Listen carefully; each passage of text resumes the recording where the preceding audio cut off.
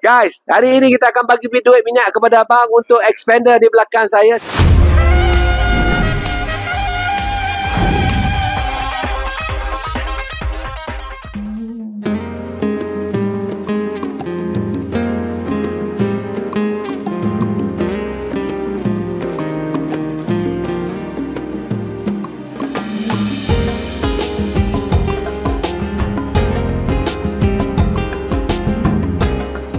Bismillahirrahmanirrahim. Guys, yang ni adalah Mitsubishi Expander. Hitam itu premium guys. Kita bersama dengan orang Johor daripada Johor baru.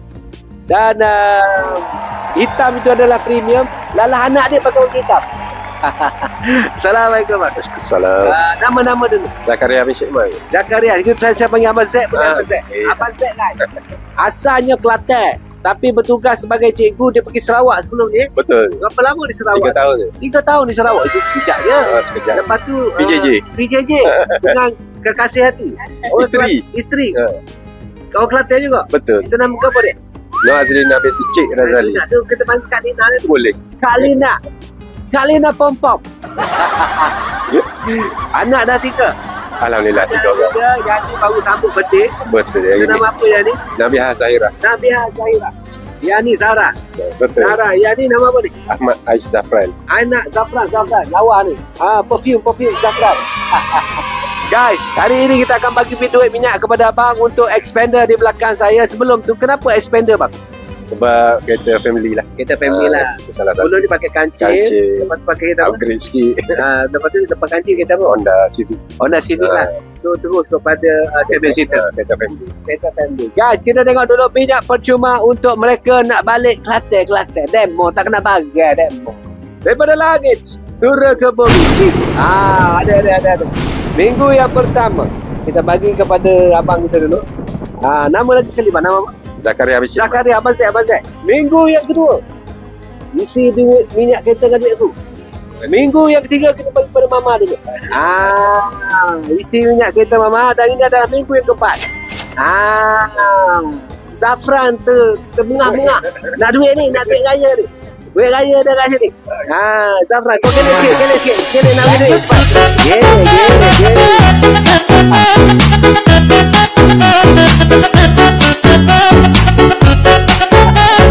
Daripada langit turun ke bumi. Ada untuk Zafran.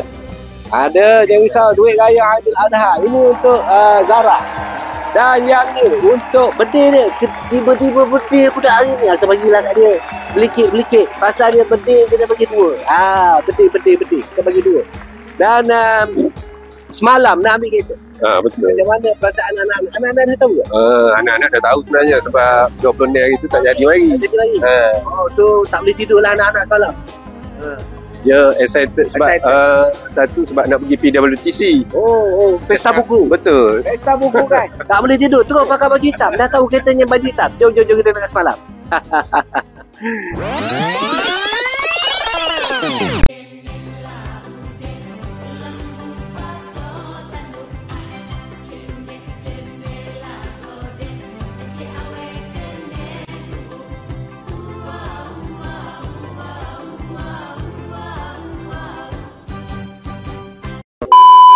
Pesanan terakhir daripada Abang Zek kita, teman-teman rakan-rakan nak cari kereta, nak beli kereta, pesan tu untuk mereka.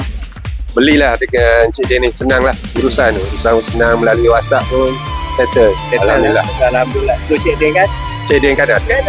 Selamat Hari Raya Aidil Adha untuk abang serta keluarganya. Jom WhatsApp segera kepada saya 012 340 0034 kali ni. Ada rasa sanksi tentang kereta, boleh saja kamu buka program saya untuk semua. Ada berbagai informasi yang berguna, kereta baru dan lama, besar ataupun yang kecil. Tak perlulah rasa gusar, tak perlulah rasa susah bila